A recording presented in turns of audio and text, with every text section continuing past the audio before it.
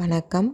இன்றைக்கி நம்ம என்ன ரெசிபி பார்க்க போகிறோன்னா, விரத நாட்களில் வெங்காயம் பூண்டெல்லாம் சேர்க்காம பொரியல் எப்படி செய்கிறதுன்னு பார்க்கலாம். அதுக்கு நான் வாழைக்காய் எடுத்திருக்கேன். வாழைக்காவை நம்மளுக்கு தேவையான சைஸில் நம்ம கட் பண்ணி எடுத்துக்கலாம். வாழைக்காய் நல்லா முழுகிற அளவுக்கு தண்ணி ஊற்றிக்கிட்டு ஒரு அரை ஸ்பூன் கல்லுப்பு போட்டுக்கிட்டேன். மஞ்சள் தூள் ஒரு 1/4 ஸ்பூன் போட்டு நல்லா இந்த மாதிரி கலக்கி விட்டுடுறேன். 5லேருந்து 10 நிமிஷத்தில் வாழைக்காய் வெந்துடும்.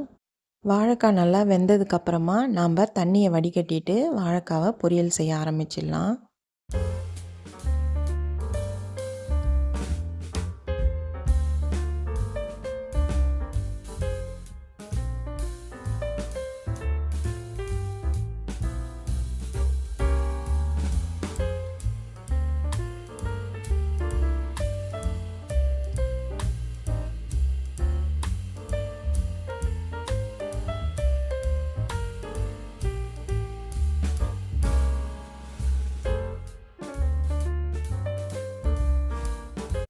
வாழைக்காய் நல்லா வெந்துடுச்சு பாருங்கள்.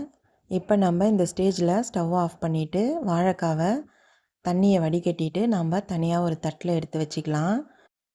வாழைக்காய் எவ்வளோ சாஃப்டாக வெந்திருக்கு பாருங்கள், அப்படியே பூ மாதிரி இருக்குது. இப்போ நம்ம பொரியல் செய்ய ஸ்டார்ட் பண்ணிடலாம். வாணலியை சூடு பண்ணிவிட்டு பொரியலுன்றதால கொஞ்சம் தாராளமாக எண்ணெய் போட்டுக்கலாம். எண்ணெய் ஒரு 4 ஸ்பூன் போட்டுட்டேன் நான். எண்ணெய் சூடானோடனே கடுகு போட்டுடுறேன்.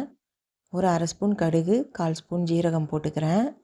இது ரெண்டும் பொரிஞ்சதுக்கப்புறமா நான் சோம்பு ஒரு 1/4 ஸ்பூன் போட்டுக்கிறேன். உங்களுக்கு வேணான்னா நீங்கள் ஸ்கிப் பண்ணிவிடுங்க. அப்புறம் அரை ஸ்பூன் தாளிப்பு உளுந்து போட்டுக்கிறேன்.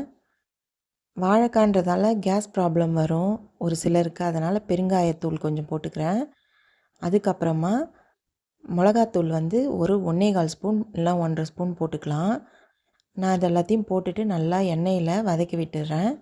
ஏன் நான் முதல்ல எண்ணெயில் போட்டுடுறேன்னா மிளகாத்தூள் நெடி அப்போ தான் அடங்கும்.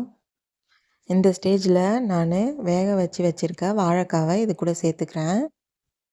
உங்களுக்கு வாழைக்காய் ரோஸ்ட்டாக வேணும்னா, நல்லா ட்ரையாக வேணும்னா நீங்கள் ஒரு 10 நிமிஷம் இந்த மாதிரி அடுப்பை நல்லா சிம்லேயோ இல்லை மீடியம் ஃப்ளேம்லேயோ வச்சு நீங்கள் ரோஸ்ட் பண்ணி எடுத்துக்கலாம். பூண்டு சேர்க்காத, வெங்காயம் சேர்க்காத நம்மளுடைய பொரியல் ரெடி ஆகிடுச்சி. வாழைக்காய் பொரியல் ரெடி ஆகிடுச்சிங்க. இப்போ நம்ம இது கூட கருவேப்பிலை ஆட் பண்ணிக்கலாம். இதே மெத்தடில் தாங்க விரத நாட்களில் நம்ம மற்ற பொரியல் செய்கிறதா இருந்தாலும் செய்யணும். இந்த மெத்தடில் நீங்கள் ரெசிபி ட்ரை பண்ணி நீங்கள் லஞ்ச் பாக்ஸில் கூட வெரைட்டி ரைஸ்க்கு சைட் டிஷ்ஷாக கொடுக்கலாம். ரொம்ப நல்லா டேஸ்ட்டாக இருக்குங்க. வேலையும் சட்டுன்னு சிம்பிளாக முடிஞ்சிடும். நம்மளுக்கு ஃபாஸ்ட்டாக ஏதாவது செஞ்சு கொடுக்கணும் அப்படின்ற பட்சத்தில் நம்ம இந்த மாதிரி மெத்தட் ட்ரை பண்ணலாம். தேங்க்யூ.